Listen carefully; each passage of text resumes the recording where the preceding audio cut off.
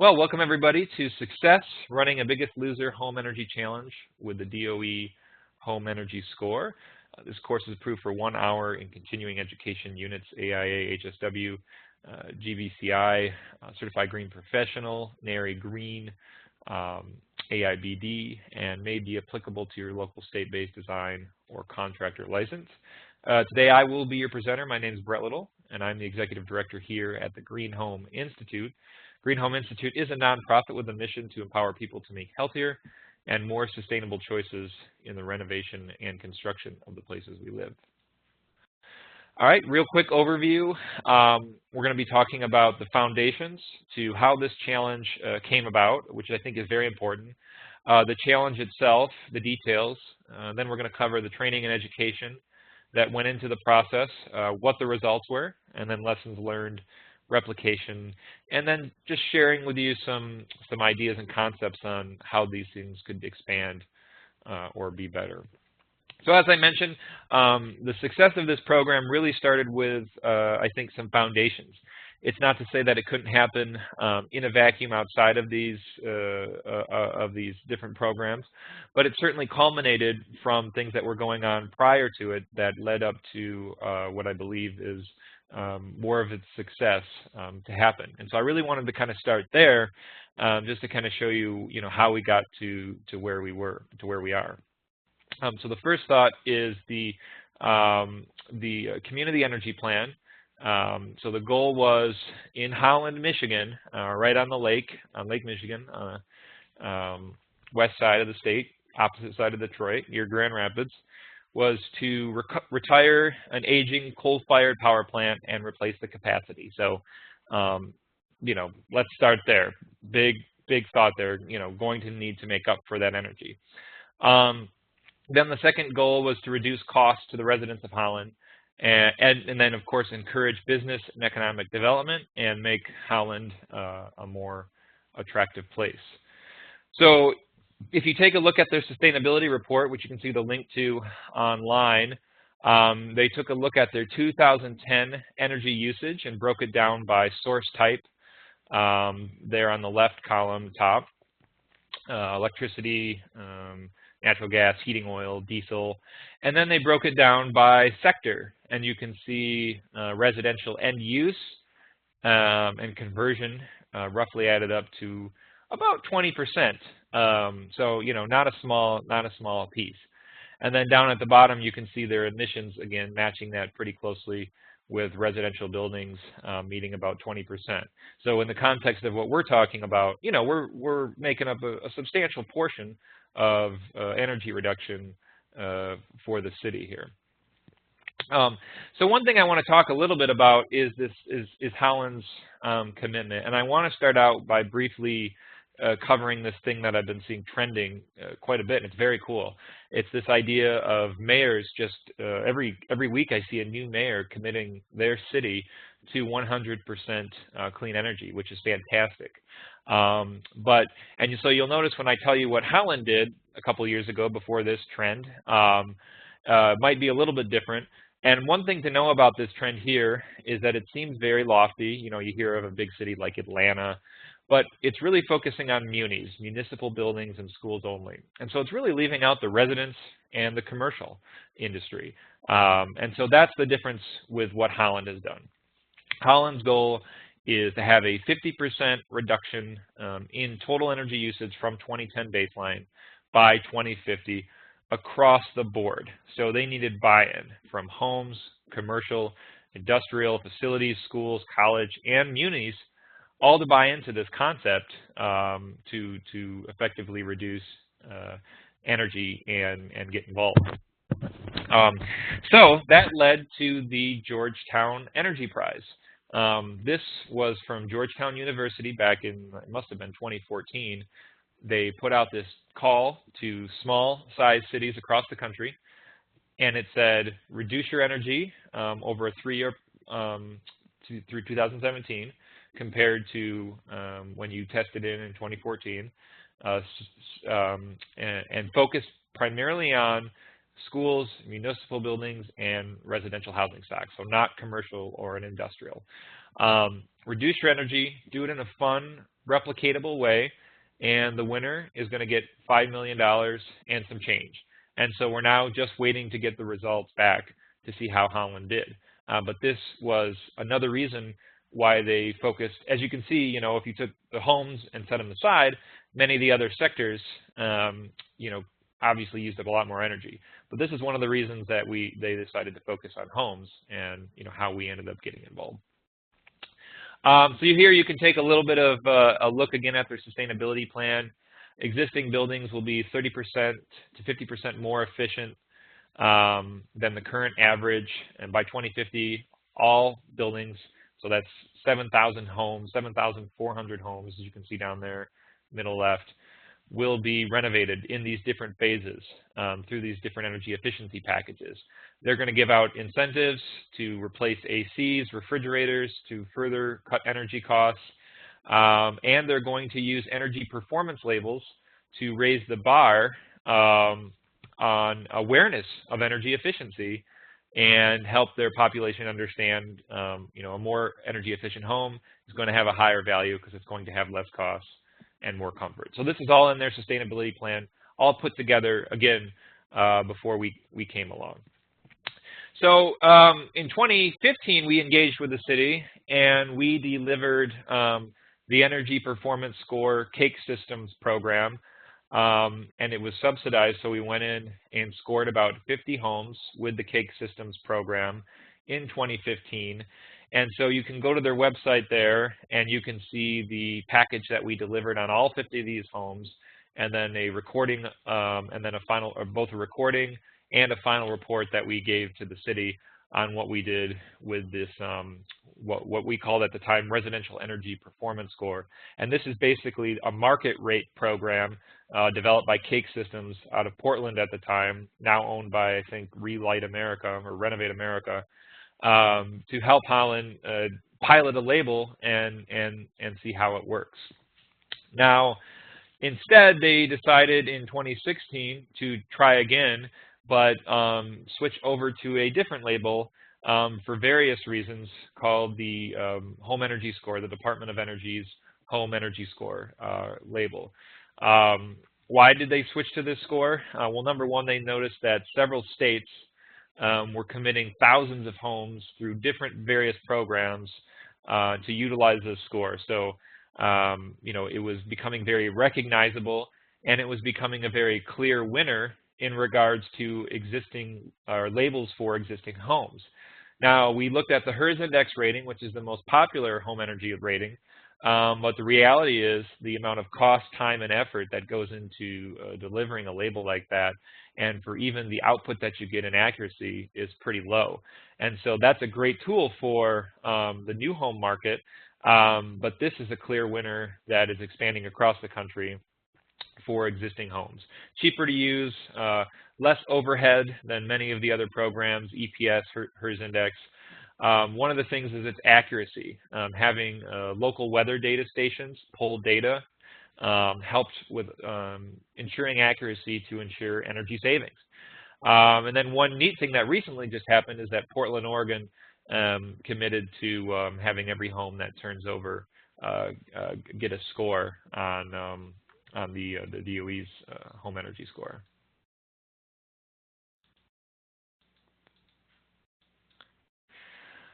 So another benefit of this tool is the home style energy mortgage. So the DOE score is built right into this so that a lender can say, oh, you're going to plan this energy efficiency upgrade.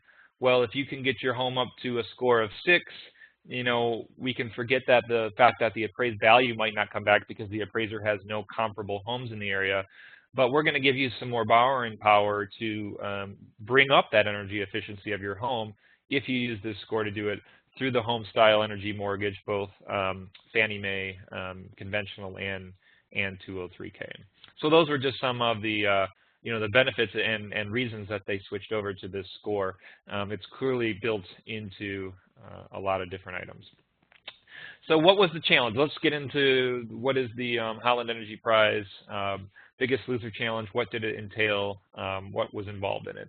The goal was to have 250 homes sign up, is what it should have said there, to score 50 of those homes with the Department of Energy's Home Energy label, to have a 10% energy reduction across the board.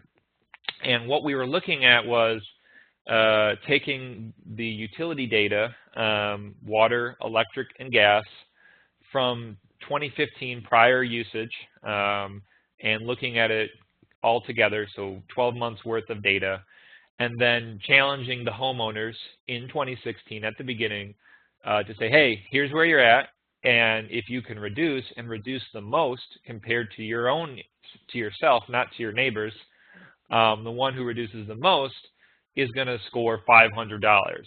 And there's going to be second, third place for most improvements in water, electric, gas, and there's going to be prizes ranging from $50 to $200 and $50.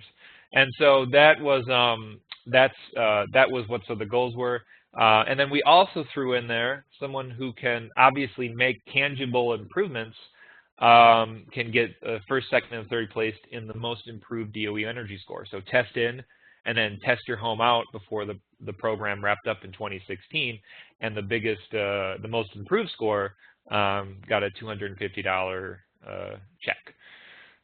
So with that, we had several sessions on how to win and why. We had online registration. We had people sign up in person at awareness events to get the word out, to sign up to learn more information. We had a door knocking there was a door knocking campaign that was done in conjunction with the city, with the college, and with a couple different schools. And this door knocking campaign, I think, reached about 80% of the homes in Holland. And it wasn't focused on the biggest loser by any means. It was actually just a sort of packet that said, here are the 100 things you can do with your house, the incentives, the rebates. They did ward challenges, so they would have different wards in the City of Holland compete, and somebody would win free furnaces. And those competitions were just getting people signed up. They weren't reducing energy. And so I mentioned there's like 5,000 homes that were made aware of this, but again, the Biggest Loser program was like a piece of like 50 other things someone could do, but it was handed out during a massive door knocking campaign. And then we did Facebook promotions. We attempted those. And then we also had newsletters going out to people in Holland who had signed up for programs in the past. And we had the newspaper help promote our events as well. So here we go. We did some free seminars. And so these seminars were, again, before people had signed up. What's the program all about? What are the benefits to you as a homeowner? What are the things you need to do? What are things you can do yourself? What are the resources that exist? We went through all of those different items and got people geared up to be ready to sign up for the challenge. So after everybody had signed up, the next goal was to do training courses, like hands-on training courses. And out of the 118 people that we eventually got signed up, 50 attendees were cycled through our courses. And by the way, we launched January 1 in 2016 and then closed out the registration process on March 31st. So we allowed a 3-month window for people to get excited. So what we covered was an introduction to the home energy efficiency pyramid. That was the core of our training. And then of course, people are going to ask, well, okay, how do I pay for all this? So we covered incentives, we covered rebates, and I highlighted that because the city was just on the cusp of launching a 20% rebate for projects that were $10,000 or more. I believe that has been very successful through 2017, and since then has, I think, wound down to a smaller number. But again, something that isn't available in many cities, a 20% rebate up to $30,000.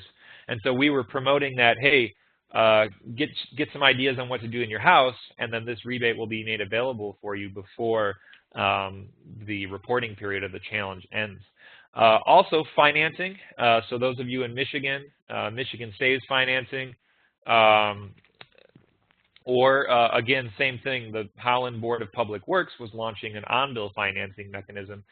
It wasn't ready yet during our training, but again, we were informing people how to get ready for this so that when, halfway through the year you have your project ready to go and you want to win the challenge, you can utilize this financing that came right through the utility company, allowed you to borrow money at a low interest rate, and then pay it back on your bill and finance up to $30,000 on top of the other incentives and rebates, energy efficiency program, and it didn't need a credit score whatsoever. So you can check that out at the Holland Energy Fund. And then we went over tax credits, deductions, and then low-income financing programs.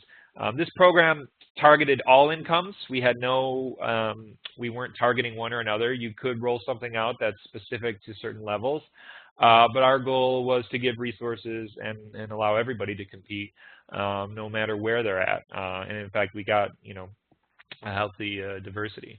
And then last, of course, the question is, who's going to help me do this? So we gave out resources, information, and we worked with local contractors, home performance contractors, to gear them up for possible work coming their way and encourage people to work with the home performance contractor. So we developed this training, and we have it, and we're always refining it, but it's the concept of the home energy efficiency pyramid. So it's kind of similar to the government's, what I think used to be a food pyramid is now a plate. But the whole idea is that we would start and we would go through each of these things in our training, maybe spend about a half an hour, and we would talk about the stuff that's the easiest, simplest to do, stuff that is most do-it-yourself friendly, lowest cost, but lowest payback. And then as you move up the pyramid, stuff that is going to be, cost a little bit more, may require contractor labor, may be less do-it-yourself friendly, but is going to have longer paybacks and is going to improve your health and comfort even more. And so, it was somewhat eye-opening because, again, a lot of homeowners think that, they got their heating and cooling system replaced, they've got new windows, and their house is as efficient as possible. And so this really kind of flipped a lot of those ideas on their head. And then, of course, it gave us a chance to sort of, just start to slowly encourage people to start using renewable energy, which most people understood was already at the top anyway. So that wasn't too much of an eye opener there.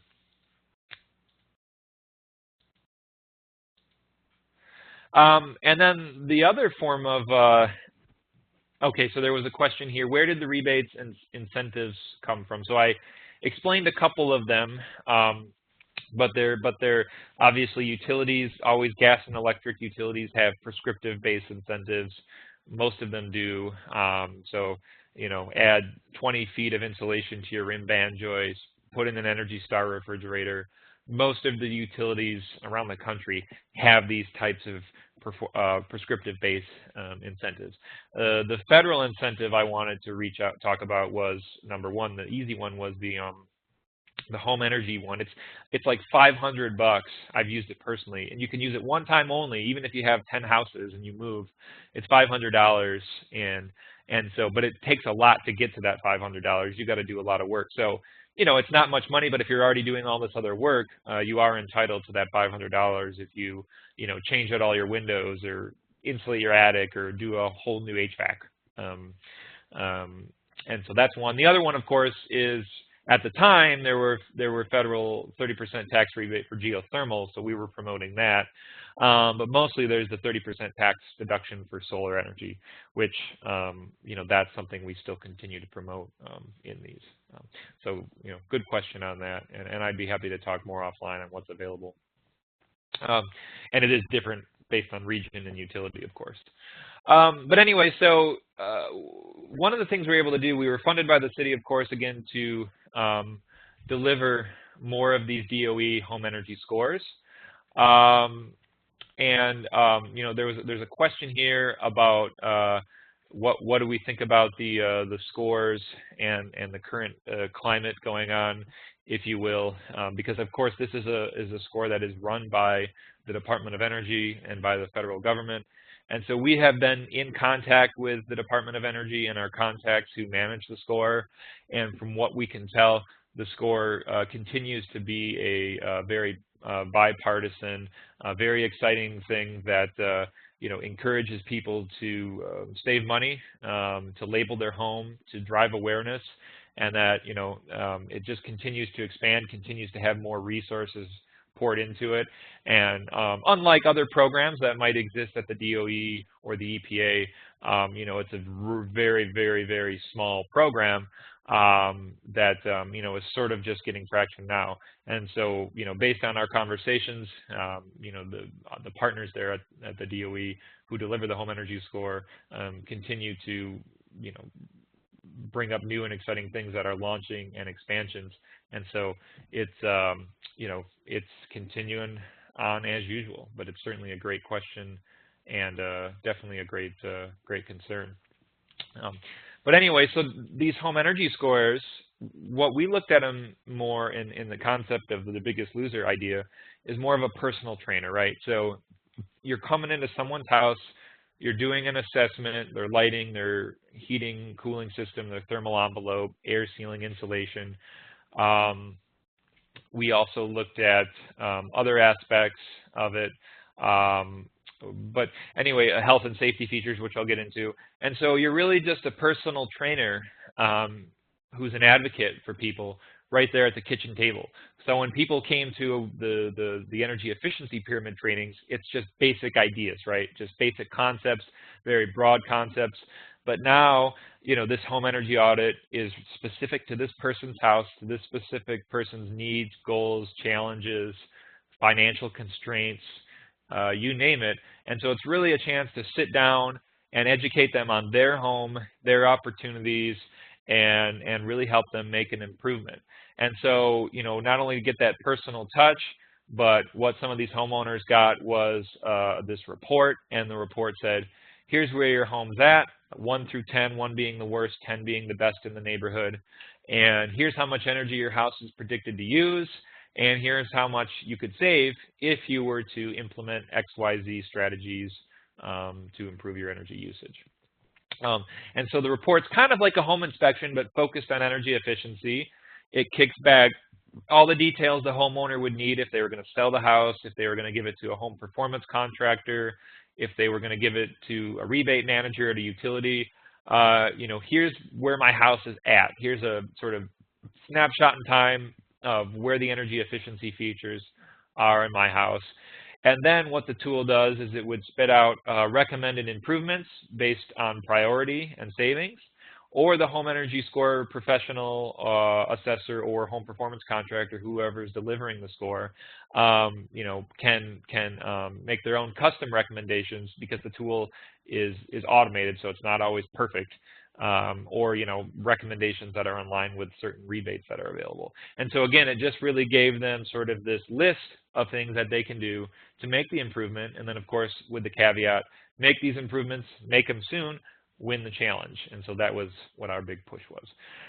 The other thing that was very important to us here at the GreenHome Institute is that a lot of times if you just look at energy, you can cause or miss all sorts of other problems, especially health-related problems. So it's very important to us, and it was very important to the City of Holland, to ensure anybody who's using their rebates also look at health safety features.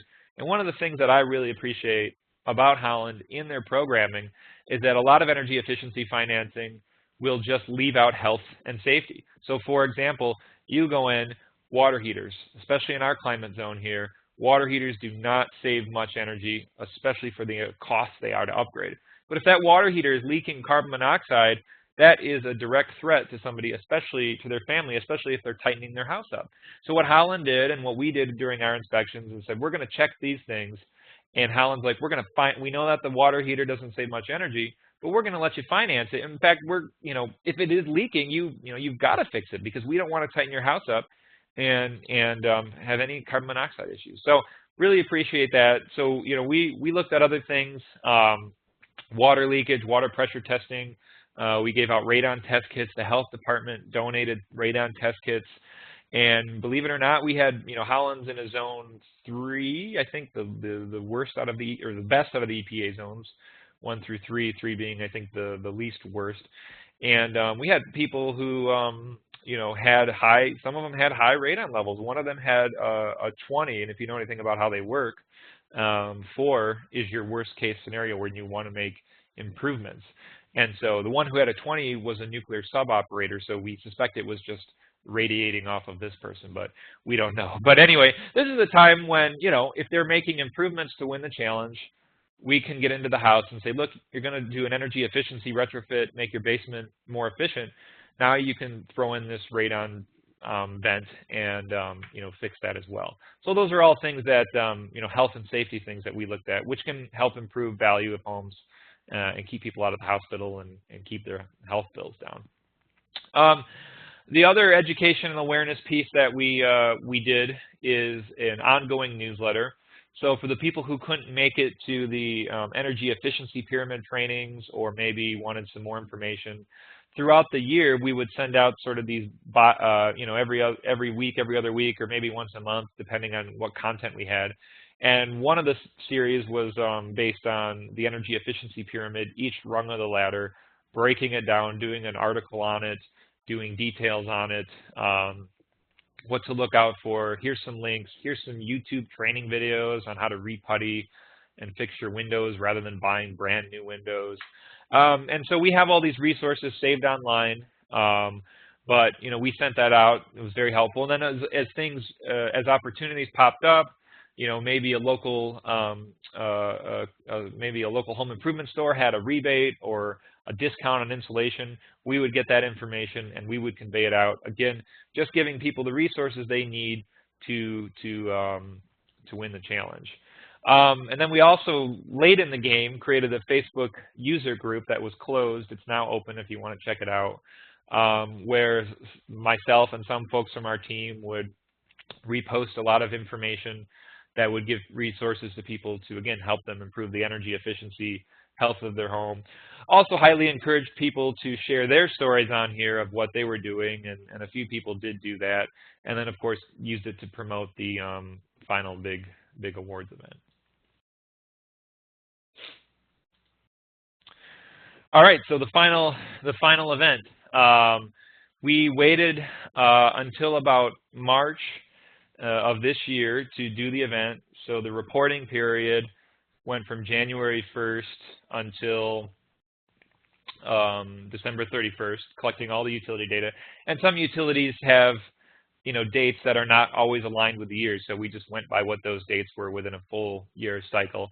So, it took a month or two to get all of that data back from the gas company Semco and from Holland BPW, who were just fantastic, giving us 118 data points, and then taking it, compiling it all, and then figuring out who all the winners were, and just rechecking, checking it twice, checking it 3 times, making sure we didn't get the wrong winner. So March really gave us a good time, several months to get that right.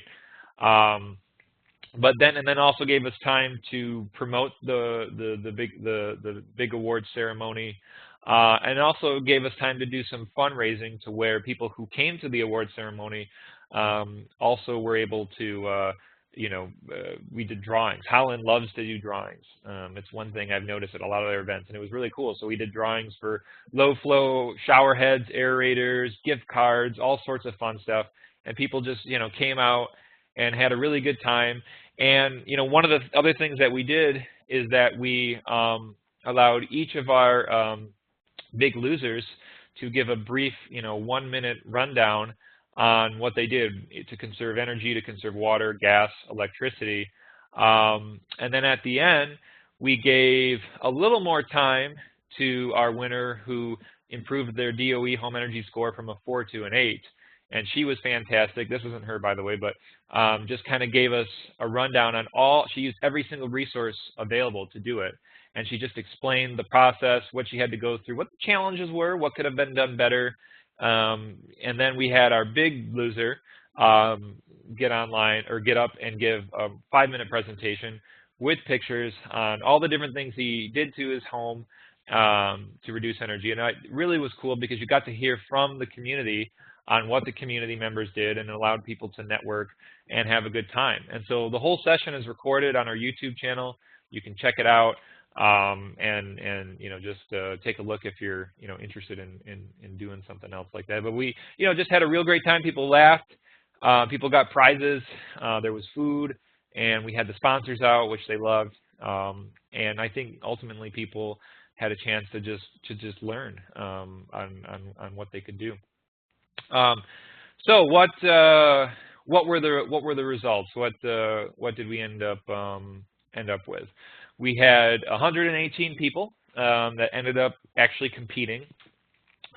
We probably had several more sign up, but they didn't have enough energy data, or they were just outside of the city.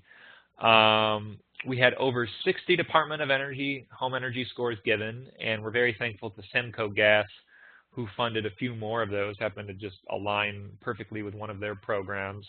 So we got about half, or a little bit more than half, scored versus not scored. So we got a great data pool on that from a scientific standpoint.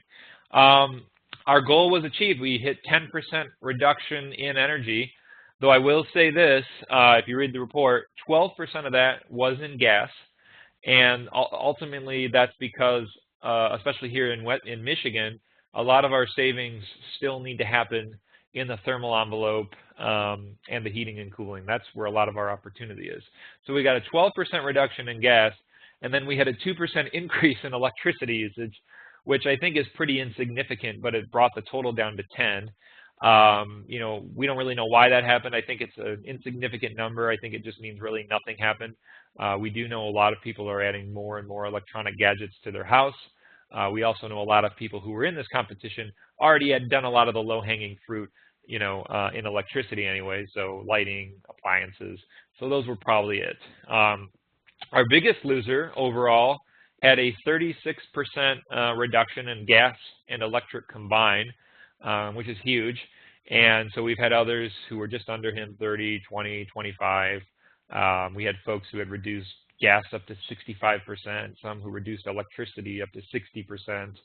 Our most improved DOE energy score was a 4 to an 8 out of 10. And overall, we just had a great time with it. And so the report has a lot of those details in it.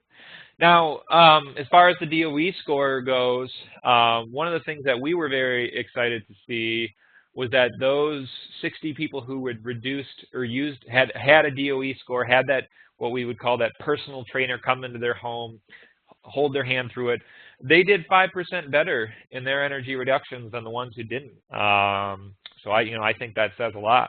And then a lot of questions we get is this score accurate? Under the question is, will it still exist?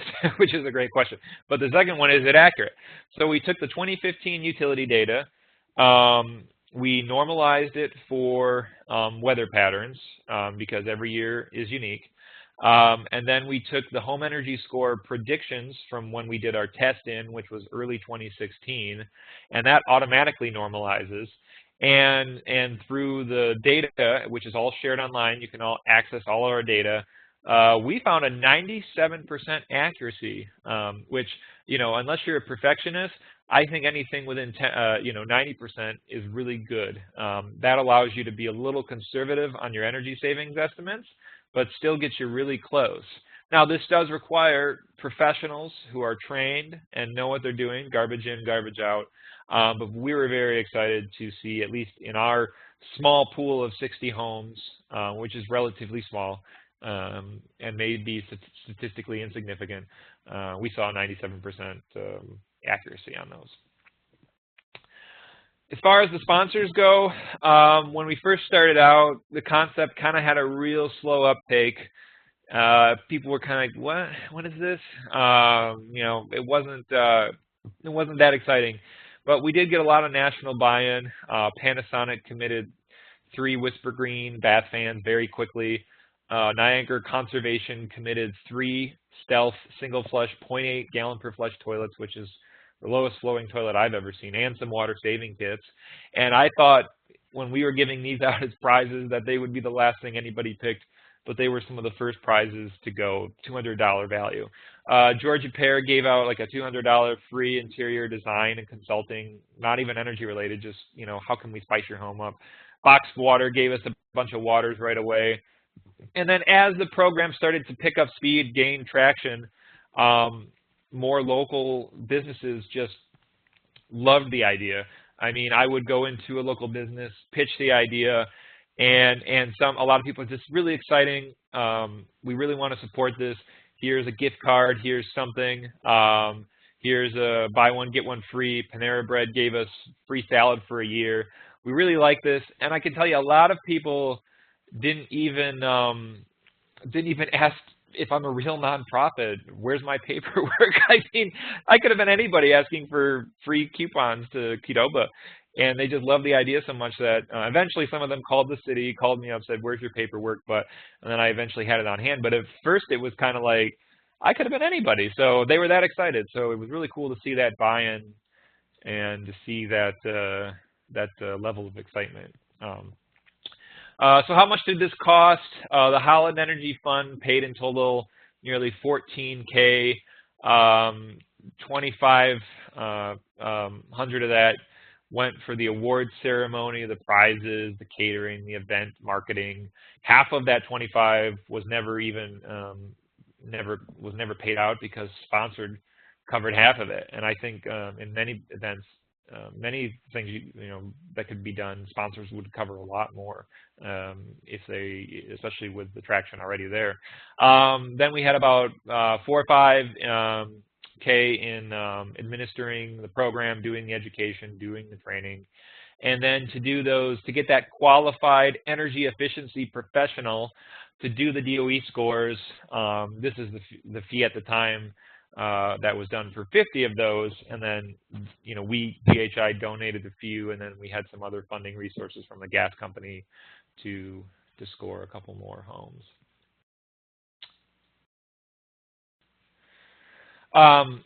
So expanding the program, what's lessons learned?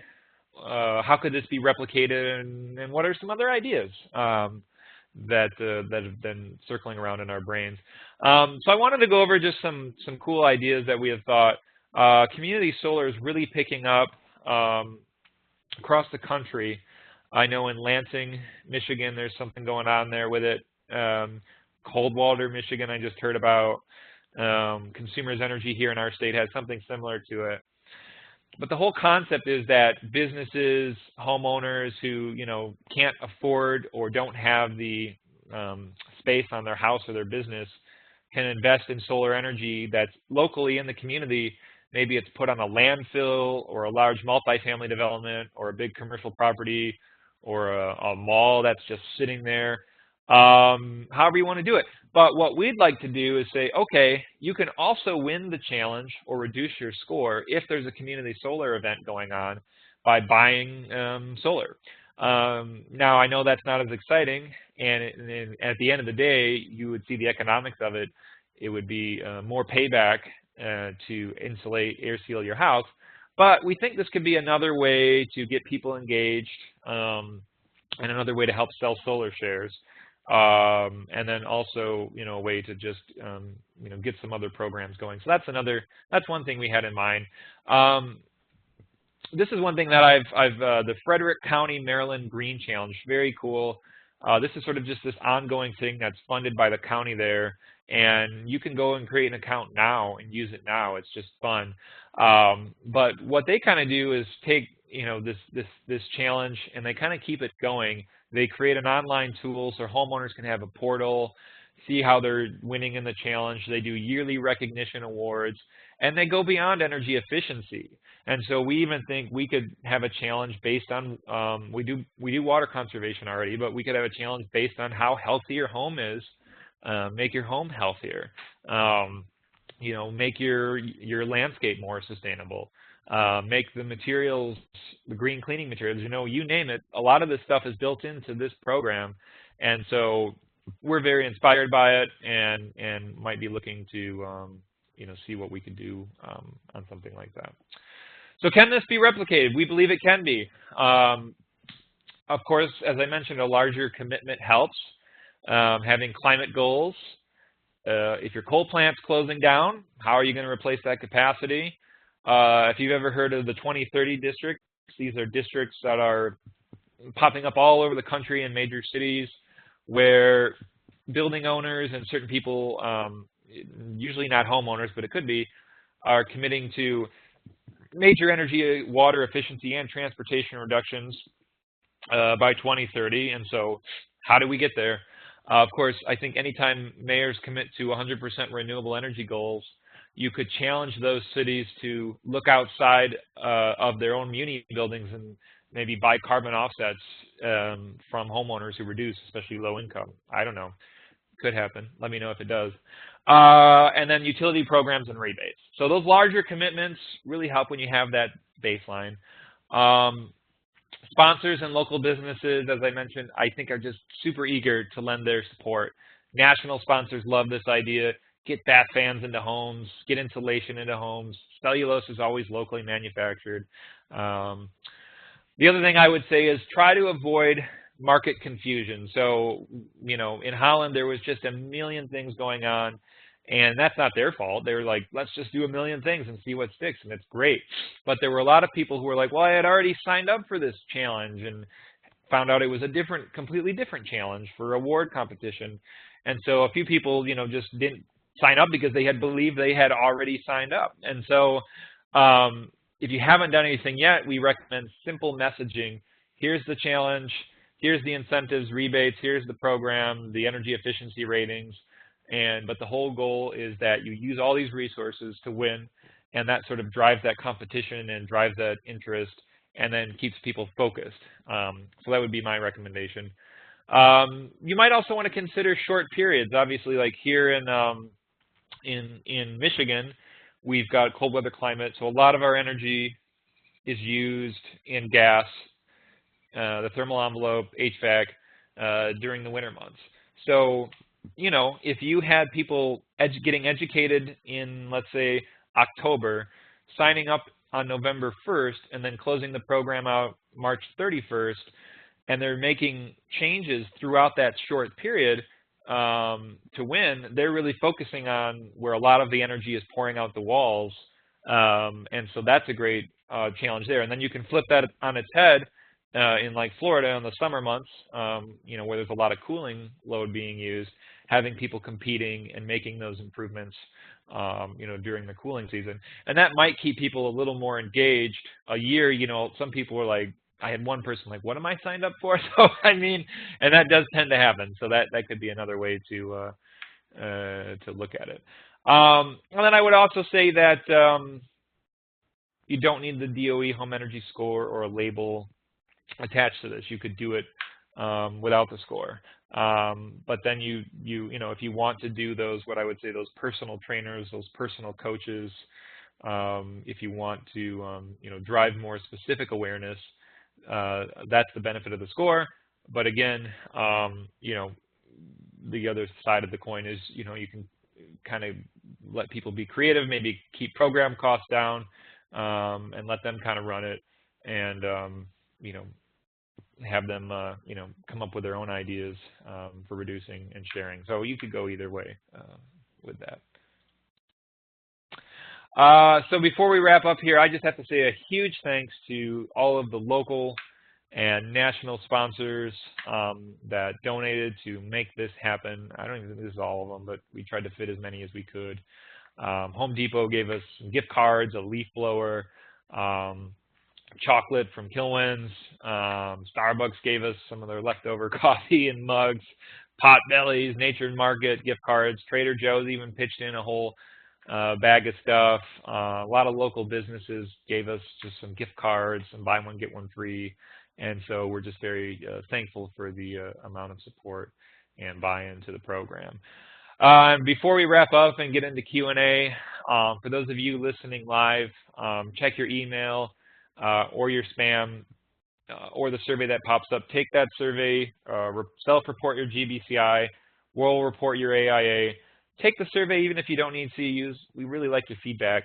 For those of you watching this session on demand, complete the 10-question quiz with an 80% passing rate.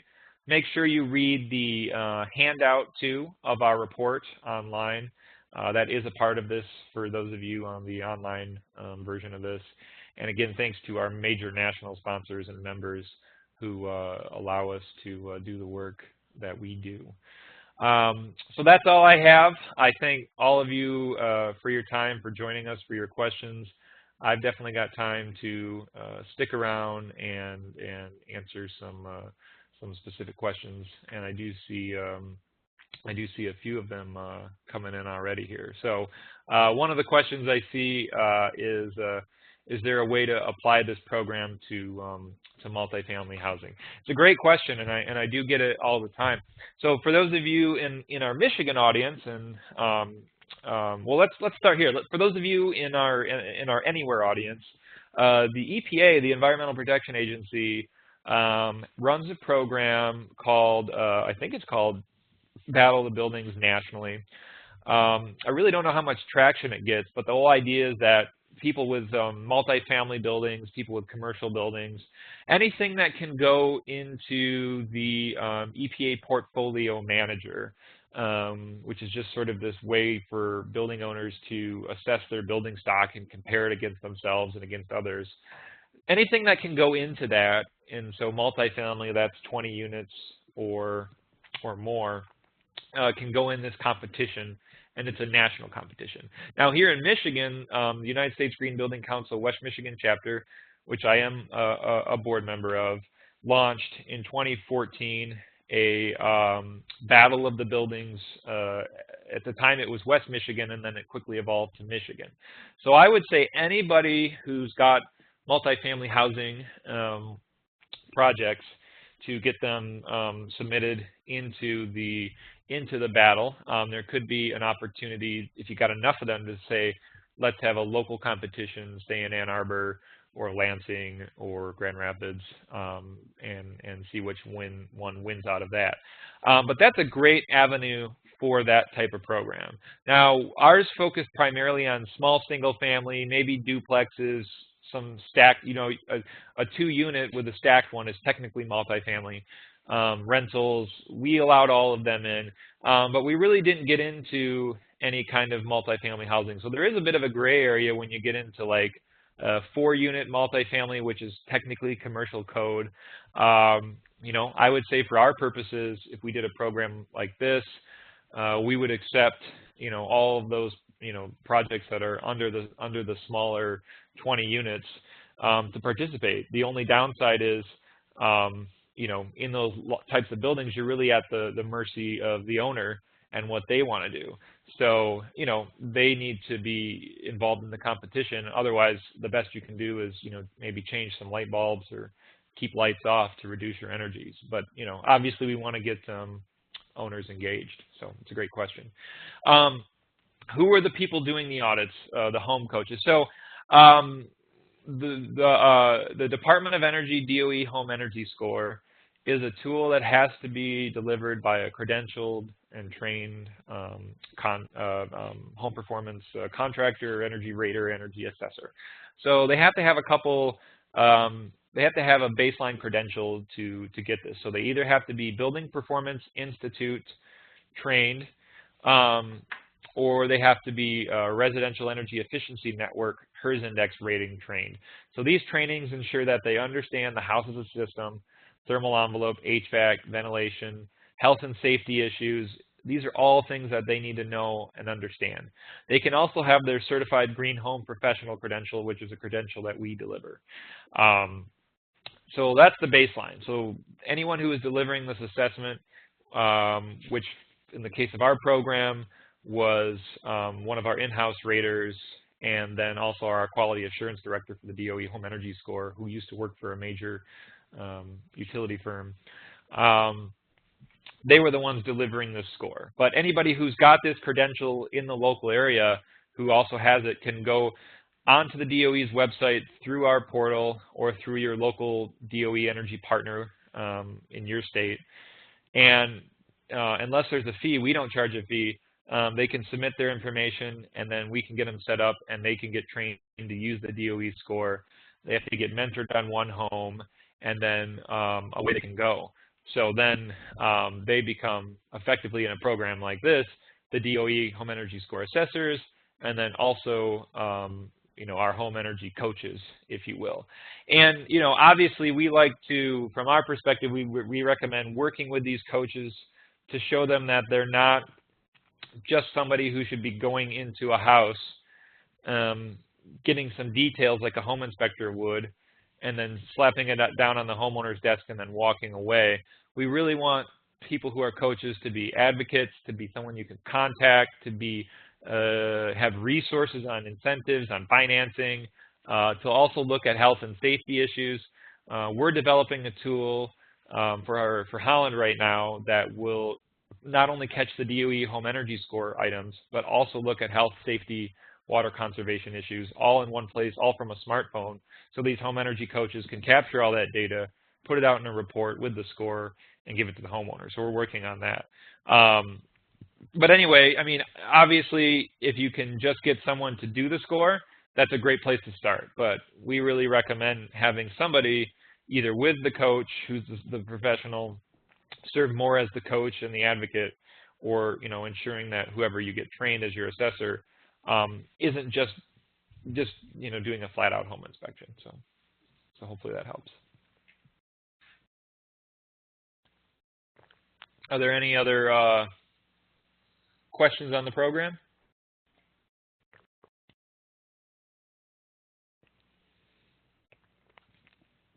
Well, we can end here a little bit early, which is great. Again, my name is Brett Little. I'm the executive director here at the GreenHome Institute. We encourage you to check out the formal report, and then please reach out to us if you have any questions, you have any interest. Personally, we're looking at seeing more of these types of things happen in other places, whether we're involved or not. And we're just, as a nonprofit, excited to make homes more efficient, healthier, and better. So thank you, and have a good week, everybody.